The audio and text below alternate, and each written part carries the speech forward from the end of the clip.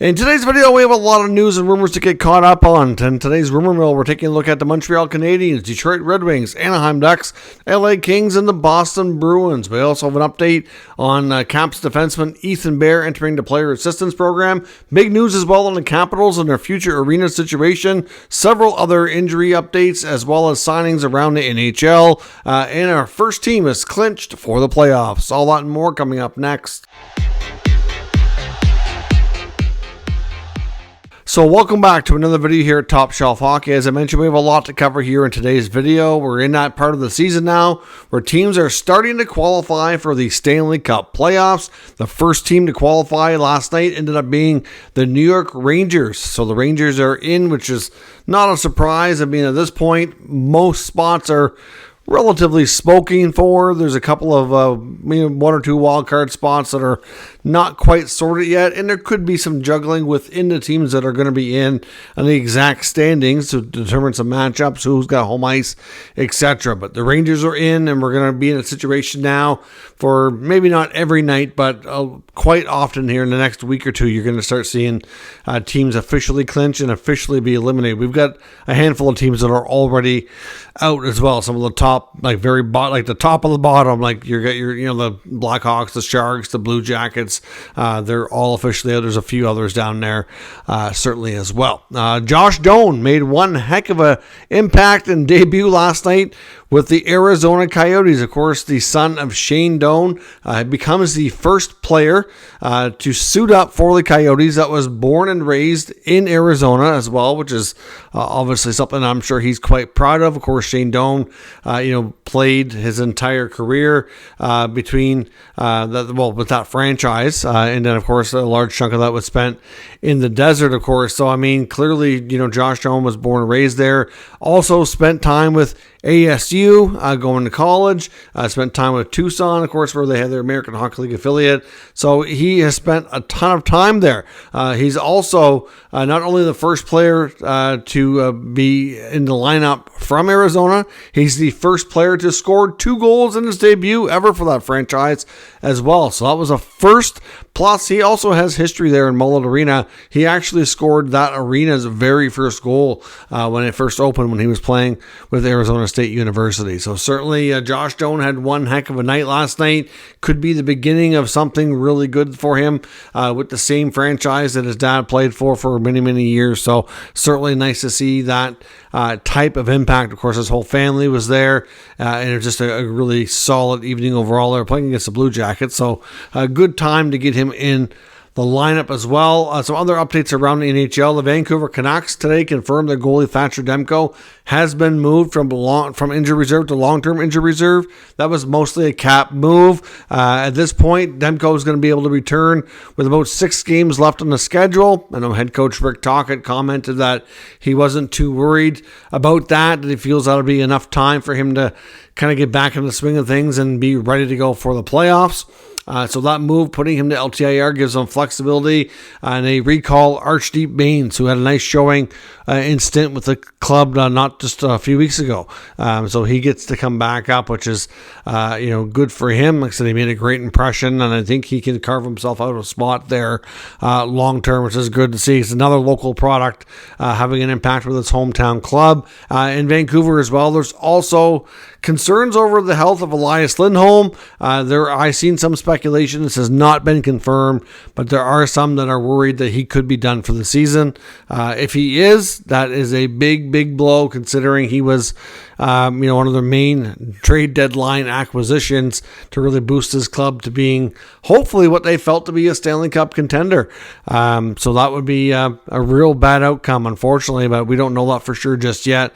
So we'll have to wait and see. We are going to talk about the future of Lindholm a little bit further in the video. The St. Louis Blues today also confirmed they have another player done for the year. Oscar Sundqvist has a torn ACL, requires major knee surgery, and he's going to be looking at a 6-month recovery.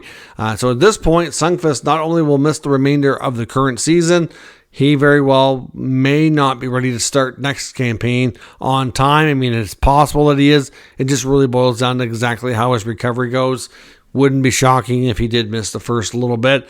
If he does, it shouldn't be too much. I would suspect sometime in October he'll be ready to go, or at the very least November. But yeah, it's a major injury and a major surgery. A few updates with the Maple Leafs as well. They've confirmed Mitch Marner is not going to play this week.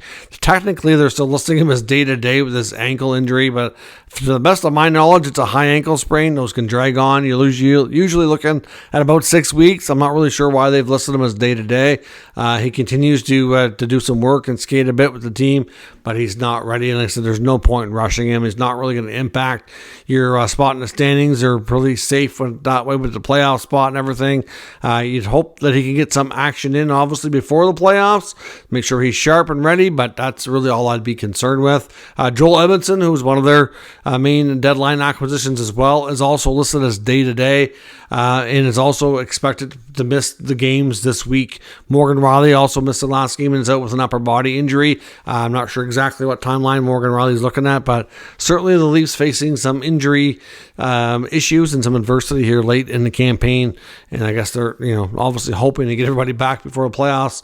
Time will tell. The Winnipeg Jets, one update for them: Gabe Vilardi, who's been out with a spleen injury, which is difficult to pinpoint on timeline and everything, was seen today with a regular jersey on during practice.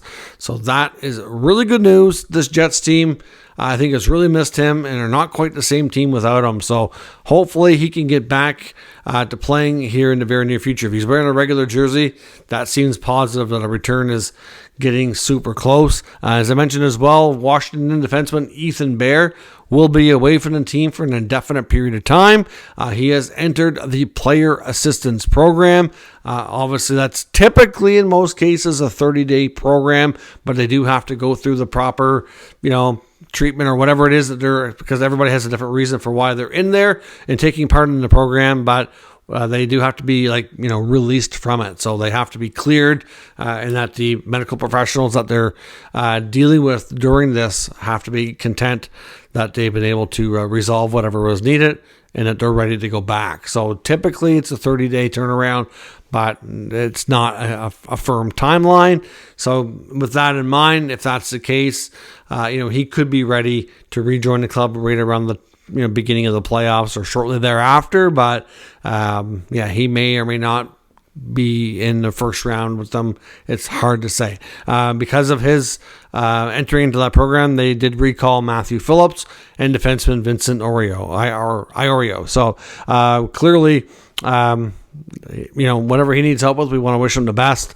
That's why it's there. Nice to see players more frequently taking advantage and using it this year. So hopefully he gets whatever he needs to be able to move forward. Speaking of the Capitals, some further updates. There was talk back a while ago that the owner, Ted Leonsis, was kind of threatening to move the club. Not really that they were still going to be the Washington Capitals. They weren't going to move very far, but theoretically they're going to be changing from being in D.C. to possibly being in Virginia and Alexandria. There was some plans that was being worked on with local governments there to get a new arena over there in Alexandria. Those plans have now been squashed. They were not moving forward with that, and it sounds like they are definitely going to be staying.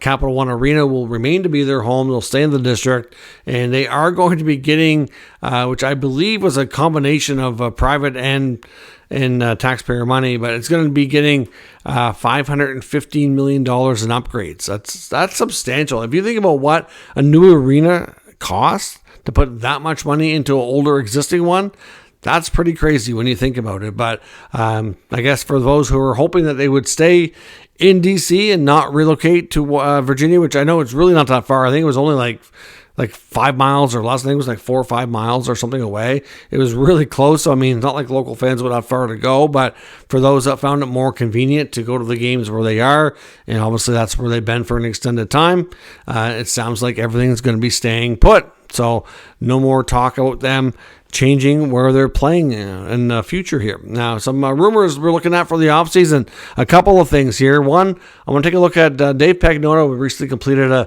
radio hit talking about the Montreal Canadiens. Now, we've talked about the Habs in recent days. We've talked about the defenseman Arbor Jacki getting a lot of attention, and a few deals that the Habs have been kind of having discussions around that he's been part of the package that other teams are asking for. We know that the Habs have a lot of young defensemen.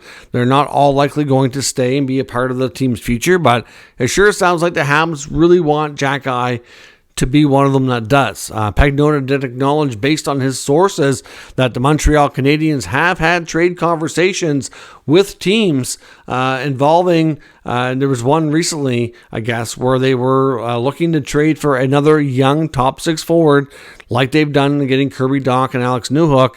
And they're part of the package going back was Arbor Jackeye, and they rejected the deal. Now, he did not confirm what team or what player they were talking about, of course, but for Montreal fans that are, not enjoying Jack Eye's name being in the rumor mill, goes to show you that maybe he won't be one of the guys to stay. But like I said before, the reason he's been in the rumor mill is that there's been a lot of chatter that when teams are talking to Montreal about different deals that might go down later, that Jack Eye's name has came up as somebody that's requested. So like I said, for people who really enjoy his play, and if he's one of your favorite players, you don't want him to leave, well, I don't think you have much to worry about, at least not as of right now.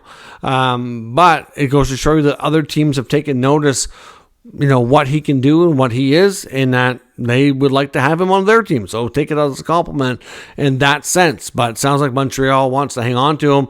I would suggest that one of the names that could have very well been around is Trevor Zegras. We know Zegras is a name that's been linked to the Canadiens, and there was some speculation that the Habs and Ducks did have talks. We don't know how serious they were or how far things got. But if indeed Jack Eye was part of the ask, maybe that's part of what the deal was that Pagnotta is referring to. Another name that wouldn't shock me was maybe the New York Rangers. I wonder if Jeff Gorton might have checked in on Capo Caco. Of course, he was involved with drafting him during his time there with the Rangers. So, could that maybe be a project player that he was looking at bringing over to Montreal to see if he can help bring some of that, talent out that we haven't quite seen in the Big Apple just yet? I would suspect it was probably one of those guys, but we can't confirm that 100%. When it comes to Trevor Zegras as well, I've seen some speculation that the Ducks, obviously we're rumored to have talks with Montreal, but another team that very well could be a very interesting landing spot for him in the offseason if they do decide to pull the trigger would be Detroit. Now, Detroit has, I guess you could say, in my opinion, a different bunch of players. Like, they have a different mix. They've brought in a lot of players between trade and free agency in the last, say, 2 years. They're not really as young a team as you would think for a team that's been rebuilding for like 5, 6, 7 years. They do have some younger players, sure, like, Lucas Raymond, Moritz Seider, Valino, you got Rasmussen. Like, there's some guys there that certainly, were drafted and developed. Simon Evanson's another one coming on the way as well. But a really big chunk of their guys, were traded for. I mean, obviously Larkin was drafted a long time ago before this rebuild even kind of started. But I mean, they picked up DeBrincat, they signed David Perron, they signed JT Compher. They signed a bunch of defensemen in the last year or two between like Gostisbehere and Justin Hall. They brought in Jeff Petrie, and there's all these guys that kind of come in and via trade. Like, Yzerman has been really busy. Their goaltenders, for example, Reimer was signed, Lyon was signed, Husso was a trade. Like, there's not that much on their roster from drafting. They also, Yzerman has a habit, and the Red Wings did before as well, of kind of over-ripening their prospects as well. So it goes to show you that as part of it too. But knowing that Pat Verbeek is basically an Yzerman disciple who spent many, many years working as an assistant to him, I do wonder if those two would have talks about Zegras going to Detroit. I mean, there's enough talent there that I think Verbeek would be quite happy to get on his team if they did want to make a trade. You imagine Zegras coming to the Red Wings and being that number 2 center behind Dylan Larkin. That would certainly improve the team's depth quite a bit. Might better suit guys like Compher and maybe Kopp. He's another guy that came in via free agency that's been a little bit underwhelming for them. Kind of pushed everybody down a little bit. You got some wingers. Obviously, you still have Kane in the mix. DeBrincat. Obviously, got like Lucas Raymond's turning out to be, getting better all the time and going to be a pretty dynamic player for them long term. Zegras would fit great with a guy like Raymond, I would think. And even DeBrincat hasn't played a ton with Kane. He has at times, but not consistently. So, you throw Larkin back in the mix there in that top six.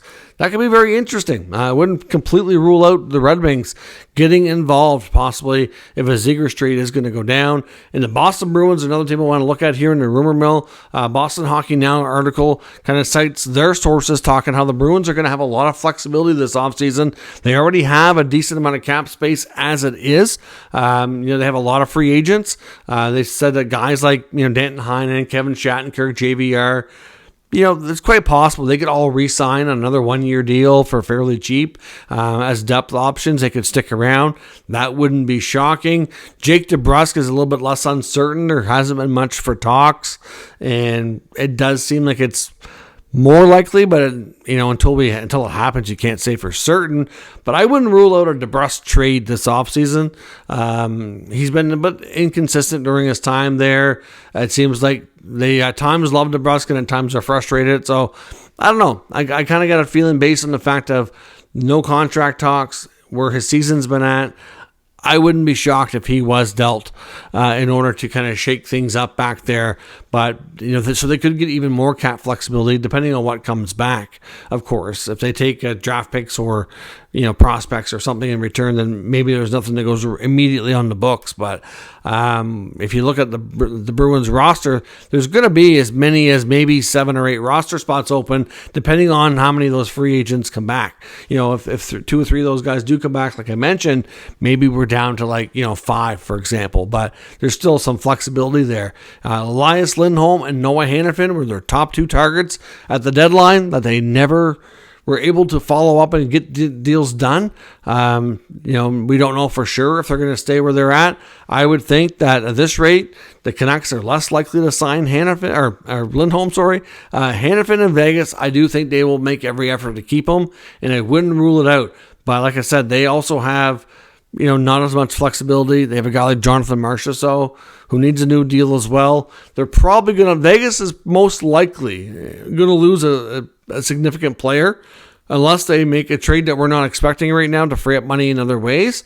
But it's possible based on the current cap situation that they could. So Hannafin could be available. We know Boston has loved this guy for a long time.